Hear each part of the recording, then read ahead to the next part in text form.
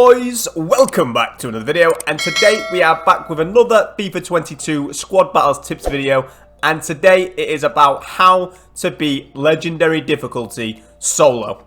Now, I recently did a video on how to beat Ultimate, and the biggest complaint from that video was, Dan, most of us play solo, and you are playing co-op in the gameplay in the background. And what I will say about that is, don't worry too much about that. Whether you're playing solo or co-op, you still do the same things to win. It's going to be the same on Legendary. You still go about it the same way. It's just that co-op makes it 10 times easier. So what I said in that video still stands, and what I say in this video applies for co-op and solo. But just so you know, all the gameplay is done solo this time.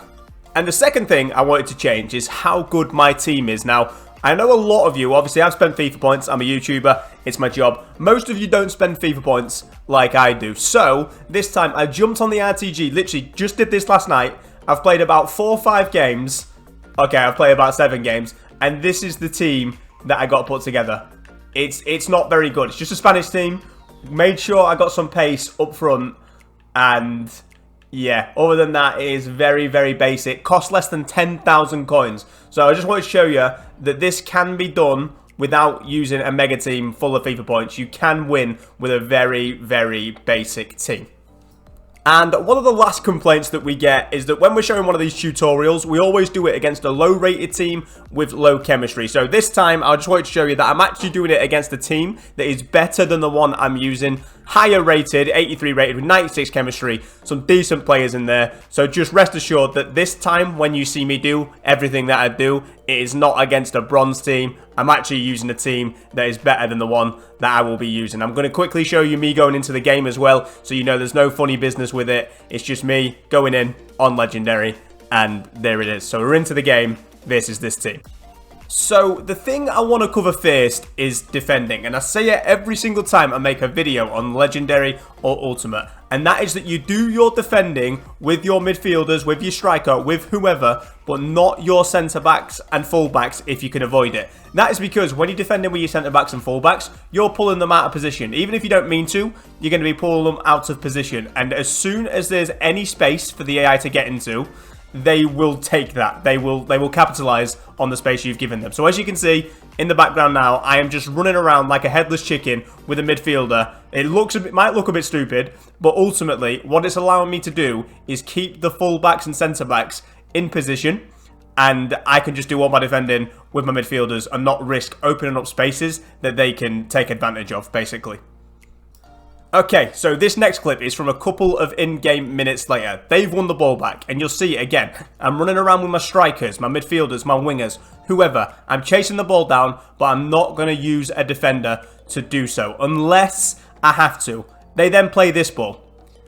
Now, I'm not going to drag a midfielder down there when I know the ball can be won by my fullback. So that's one of the situations where you want to change to a fullback. It's complicated. It's kind of just common sense to know when to use a fullback or a centre-back and when not. Basically, if you're going to be pulling them massively out of position, try and avoid that at all costs. But if you're confident that you're going to win the ball in a situation, then feel free to take control of your centre-back, your fullback, whomever, and try and win the ball. So I want to show you another clip of us defending, and in this case it actually leads directly into a goal, because I'm just trying to show you that it's not some really complicated thing, squad battles solo. It's just getting used to defending in this way. It's a little bit weird because the situations where you want to pull a centre back out or pull a left back out like you would online, but it's the last thing you want to do. As you can see, once again, I am just running around with my midfielders, following the ball and trying to follow the passing lanes as well, because I'm trying to cut the passing lanes, because if you don't, they will just play right through you. Eventually, it led to me switching to a centre-back as I knew I could make the tackle, and instantly, thanks to the formation that we're playing, we are going straight down the other end of the pitch, onto a counter-attack, across the box, and we score. So like I say, it's really not rocket science, you've just got to get used to doing it. Now, full disclosure lads, I actually want to show you that I did in fact concede in this video. This gameplay was not perfect. I did mess up, and I want to include this because I want to show that even when you know what you're doing, sometimes you still just mess up. It's a little bit BS as well, but you'll see here, I take control of the left back, I pull him too far out, the player beats me, and that was the mistake there. Now, what ensues after this is a bit of BS, to be honest. I should have got rid of that. The game didn't let me, but it was my fault in the first place that they even got the chance due to pulling my left back forward. So, like, even me, even though I know what I'm doing, I win on Ultimate all the time, I've finished top 200 every single week, I still make mistakes sometimes. So don't worry about it too much if you're struggling. You will get the hang of it with practice, and to be honest, you're still going to make some mistakes. And that's okay, because we all do. So now I want to get onto the scoring goals aspect of squad battles, and I wanted to make it clear that you don't need a mega team to be able to score goals. Now, obviously, like on Ultimate Team in general, like on Champs and Rivals, whatever game mode, better players make life easier. Of course I do. This is why people pour money into the game. You know, professional players spend thousands on FIFA points right at the beginning so they can get the team they need to be able to compete. Of course it helps, but you can do it with a bad team, like this team I'm showing you now. Again, this team did cost me less than 10k. I just made sure it had a few things. One is width. Width on squad battles this year is so important. As hopefully you'll see in the clips, you do a lot of your attacking down the wing, and then you either pull it back and try and get some sort of finesse shot off, or you go across the box. So width is key. If you want to see the custom tactics that I'm using, I will always keep them up to date on the channel. At the time of recording, I posted my most recent custom tactics a few days ago, and even if you're watching this 6 months from now, there will still be whatever I'm using as my most recent set updated on the channel, so be sure to go and check that out. And the second thing I made sure I had was a bit of pace, because as always with Ultimate Team, like it has been since the beginning of time, pace is key. Now, my centre-backs and my CDM especially is not very quick. Having quick people in those positions is crucial, especially your midfielders, because once again, you are doing most of your defensive work with your midfielders, so getting quick players is the key. But you'll see my front three, I think the Silva's got 91 pace, Ansu Fati's got like 88 pace, and Iñaki Williams has got 94 pace. So pace is key, make sure you have it. So let's get on to the goals that I actually scored in this game. Instantly, when I take kickoff, you'll see I go out to the wing. And why? Because there is a ton of space down here. No matter what formation the team's playing, basically, except for maybe a 5-back, there will always be space down the wings. And then, like I say, you can either try and work your way into a finesse shot. You can go outside, then cut back in and try and angle yourself a finesse shot. Or you can try and work something across the box, go down the byline, try and get yourself a tap in. These are usually the ways we go about scoring goals. But there, the space opened up for me in the middle of the park. I got a chance for a time finesse shot. I did it, and we got a first goal of the game. So, goal number 2 comes from a clip you have actually already seen. It is us winning the ball back with our fullback. And this is another important way to go about scoring goals. And essentially, it's counter-attacking football, getting the ball down the other end of the pitch quickly.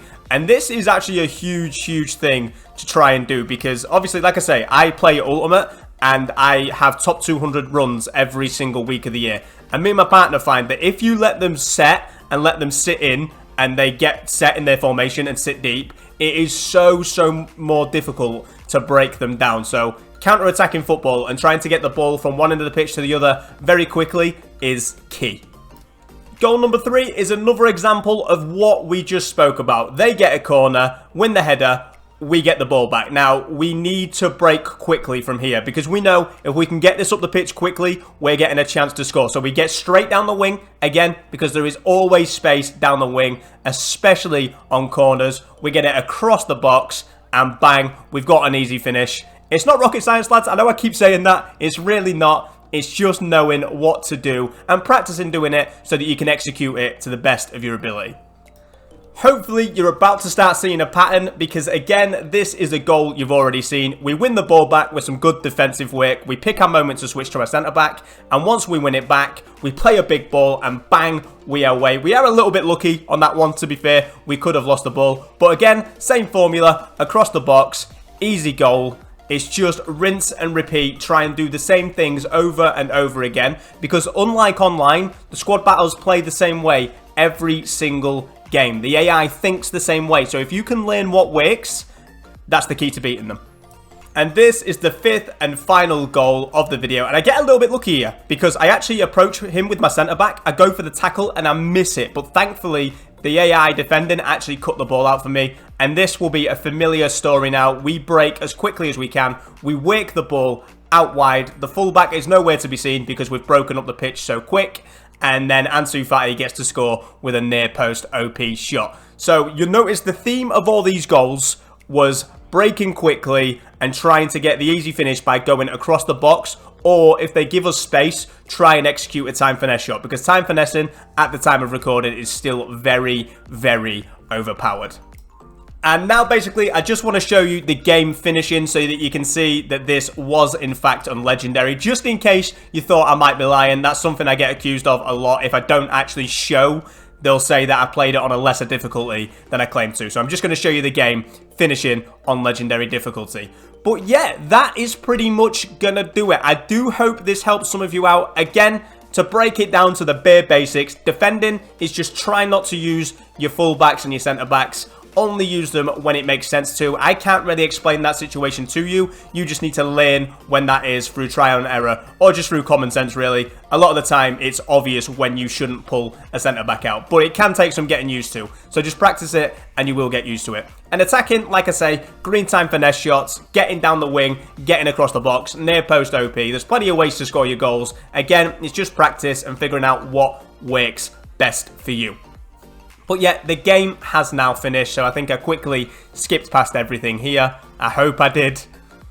Go on, Dan. Skip, skip, skip. There you go. A 5-1 win. Advance and 2,500 points. You simply can't get that without playing on Ultimate or Legendary. So this was on Legendary, and I believe it says it right here as well. So thanks for watching, boys, and I will see you again in the next one. Cheers, boys.